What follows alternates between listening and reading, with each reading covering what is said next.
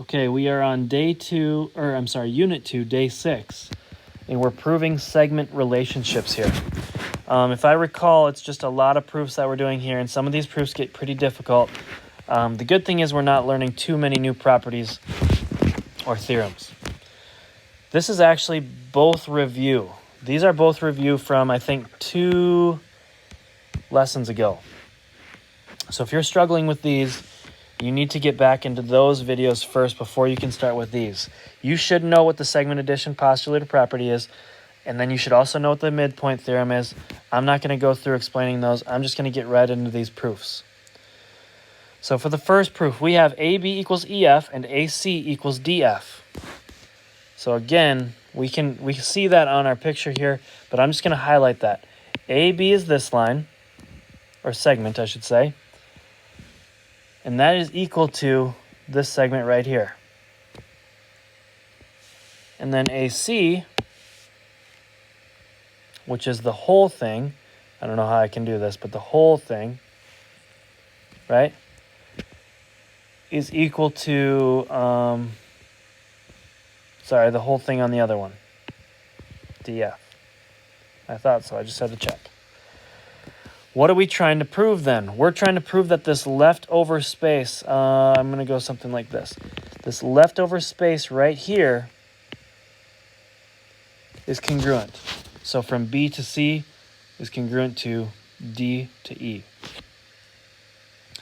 The good thing about this problem is that I can tell right off the bat that we are already in equality, that language. I call them different languages, but we are already in the language of equality, so we're not going to have to use that translator to get us over to this language. We're starting with equal, we're ending with equal. There's no need for any congruence that I can tell right off the bat.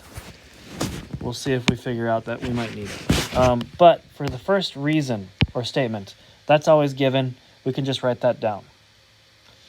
For the next one, I am going to use the segment addition postulate for this. I'm basically going to say, again, you can read this for yourself too, but if the small part of the segment plus the other small part of the segment equals the big segment, then the small part plus the other small part equals the big segment. That's the segment addition postulate theorem. Again, that's basically doing what I've highlighted over on the right. So if the small segment AB plus BC equals the whole thing, that's for one of them, and then for the other one, DE plus EF equals the whole thing. And the reason we're doing that is because we're trying to prove that BC equals DE. So that's going to get us somewhere. Oops. And we're going to be able to use that in the future, and I'll show you how here.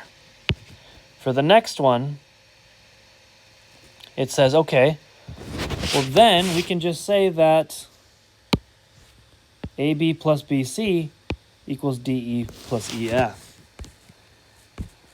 Okay, I'm glad I have a lot of colors here because this is kind of confusing on how to get to this point. But let's start here. This is the substitution property. So what are we substituting and how is this working? From the beginning, we were given this stuff. Okay? And most importantly, out of those things right now, we were given this. This is what you need to look at. That was given to us from the original problem, which means if those two things are equal, I want you to check out what we have on this side of the equal sign. We have those two things being equal, right? So, if those two things are equal, and they're both on that side of the equal sign, that means that this must be equal to this, right? Because we just said this. I'm going to darken it in. Orange isn't very good, maybe. Let me fix this. So from the orange, you can see that this would be equal to this. That's what it says. Therefore, this would have to equal this because they're both equal to these two things right there. Again, you're not getting as much out of this as if you were in class. Please be sure to ask a teacher if you're really struggling with this. But because of what I have, and I am a little colorblind here, if that's blue, I hope it's blue. Otherwise, I'm making a fool out of myself. But I think that's blue. That means that this one and this one are equal using the substitution property. Okay, next step. If that's true, then basically they're going to substitute again. The only difference between this next line that we just drew and the previous line was we substituted EF, we substituted AB in its place. And that's just because we were told at the top that AB was the same thing as EF. So we just substituted it in there itself. Then on the last step, we're going to subtract AB from both sides. So basically they're getting rid of, I'm going to go with a black highlighter here, because we're getting rid of this one and this one to just be left with the BC equals the DE. All right, so we got a lot going on there. I'm going to erase this. I'll have you write it down, and then I want you to try to figure it out. If you have questions, make sure you're asking a teacher about that. Next one. Okay, so first, again, we have given. Then we have to look at what we're actually saying here. It says xy, which is this guy right here, is equal to vy, which is this one. And we can tell that because it's denoted on our picture with those two dash lines. Then wy, which is this one, is also equal to this one.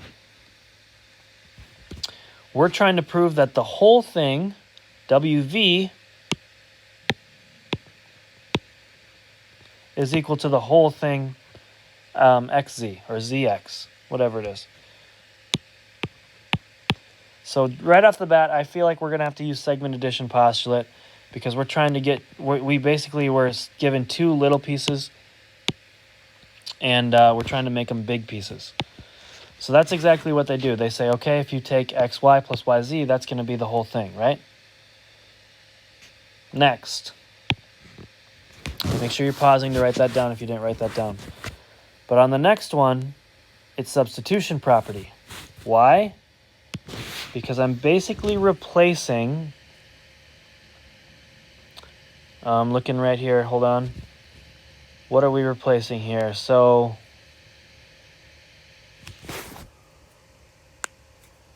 vy plus wy equals xz. Oh, I see. Okay. So again, they're basically taking, vy plus wy. Oops.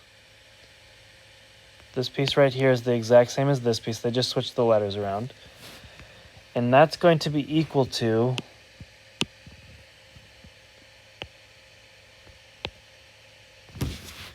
xz. And we were able to replace, all right, maybe I should start over because I don't want to confuse you here. Okay, ready? Here we go. So they're basically replacing this entire line down here. Those are the exact same line, except something changes in them. Instead of this xy, we said xy was the same as vy. So vy got replaced. Okay? And then instead of xz, or yz, I'm sorry, instead of yz, we said wy was the same as zy, which again, zy is the same as yz. So we replaced it with wy down there. There we go. So now on the last step, if we just basically substitute, I gotta erase here, but oops. So that was that part. I'm gonna erase it all. It's kind of hard to explain here, but this WV is coming from here when we said all of this stuff was the same as all of this stuff. So that means we could replace, so judging from this one is where we started, we said it was the same as this one, and so therefore it's the same as this. So this basically got put in that place right there. That's a lot. See if you can sit and kind of look at it a little bit and see if you can try to figure it out. There's a lot going on there. You might have to watch me do that like 3 times until you understand it. All right, moving on. We've got more to go here. Next one. The first thing and the only thing we're given here is that DF, which is this piece right there, is congruent to GE, which is this whole piece there.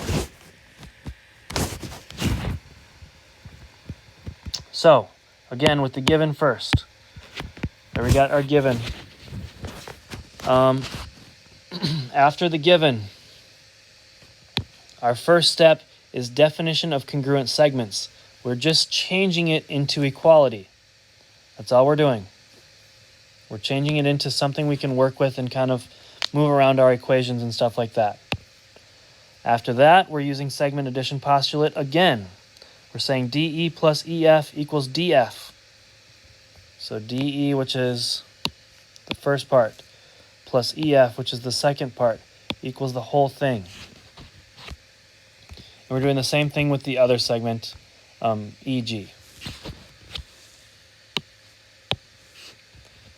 Therefore, since we said that these were equal,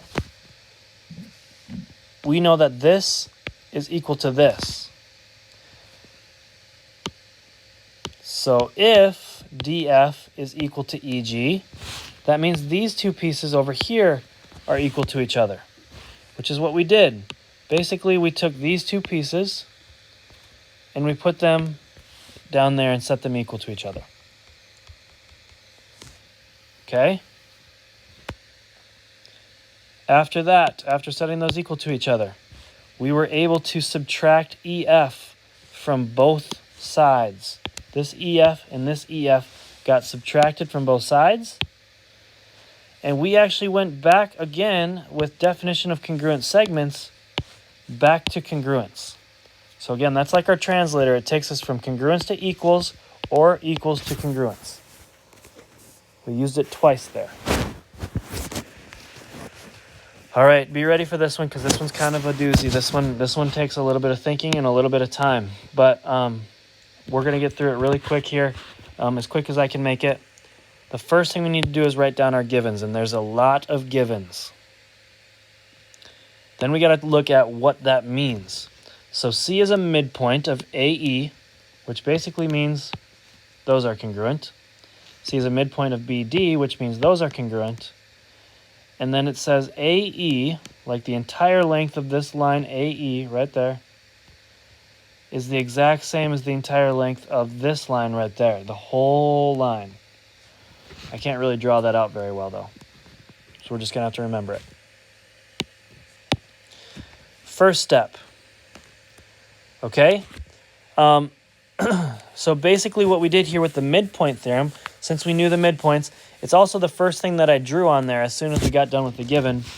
Basically saying A, oh, I guess I probably should do this. Let me retry this. First of all, this is what we're saying. AC is equal to CE, and then DC is equal to CB. Okay, using the midpoint theorem. And I switched up my dashes there on those lines to show you that they are congruent, but not necessarily congruent to each other.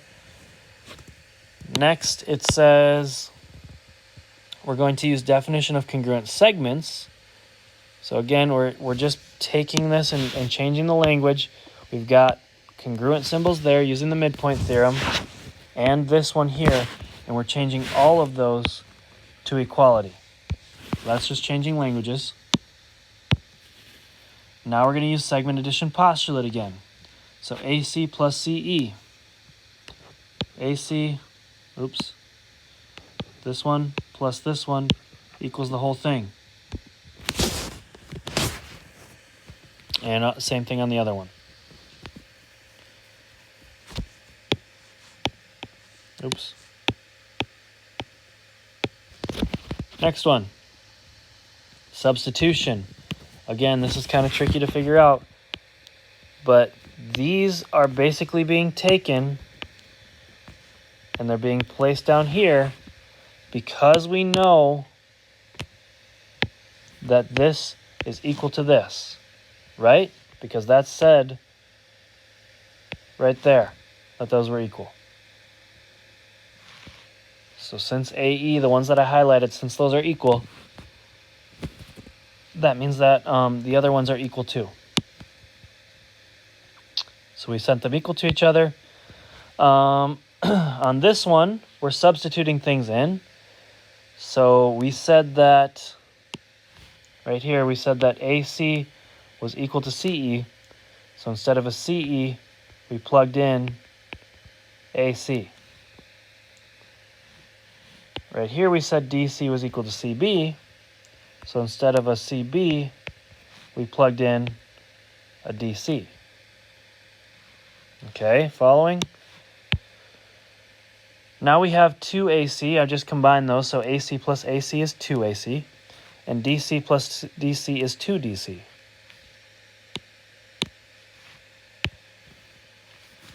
Once we divide both of those 2's off, that's the division property, right? And so on this one, you might be wondering, okay, but you didn't show division. Yeah, sometimes you can skip it. Honestly, if you skip it and just use division property, that's okay. I think for now, I don't think we have to use simplify on this. But I would talk with your teacher just to make sure. And then lastly, we just moved it back into that other language real quick because that's what our final answer needed to be. It needed to be in congruence, and we were working with equal, so we had to move it back using definition of congruent segments.